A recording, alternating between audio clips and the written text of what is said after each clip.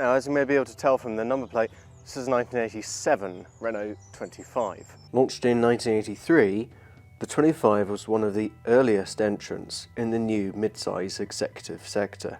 Except of course for one, the Audi 100 was the first of these new breed of modern mid-size executive saloons. Rover, BMW, Mercedes were all a little bit slower to the mark. What was new? Aerodynamics, for one thing. Straight from the off, this car has got a much sleeker nose than anything really before it. Again, except from the Audi 100.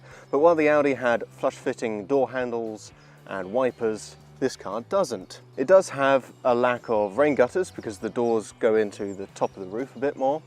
And actually, it is the one that gained honours for most aerodynamic saloon car in the world. 0.28 drag coefficient. And well, what did the aerodynamics bring? Well, they brought fuel economy, of course, as well as the quietness.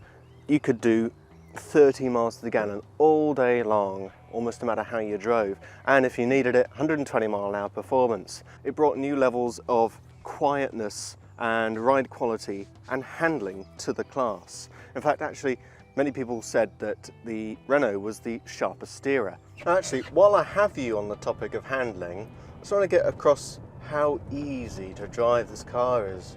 The steering is quick, sure, but it's so light. Fingertip control, and the engine is torquey. You just sink back in your big French leather seat and let the miles pile up. Before you start getting ideas about owning one of these, part supply can be really difficult.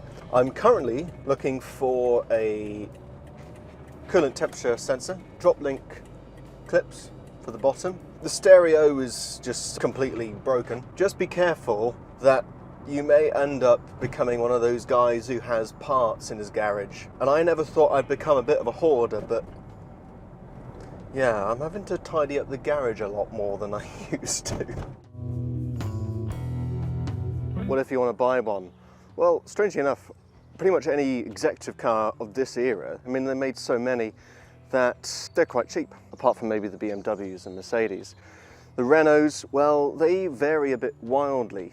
A 2-litre model like this, 100k, I mean, it cost me 900 quid. But then you look at a V6 turbo with less than 50k, and you can spend upwards of 5k. This is perhaps the perfect blend in terms of value for money because it is a Monaco edition.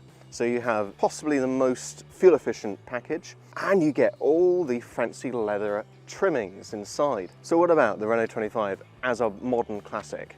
Well, it's reasonably cheap to run, good on fuel, that's for sure. It's comfortable, handles well, you can fit the whole family in it, and it's fairly cheap to buy too. And it's just getting to that point now where it's becoming retro. So values surely can only go up. Yeah, proper modern classic this, and a bit of a forgotten gem.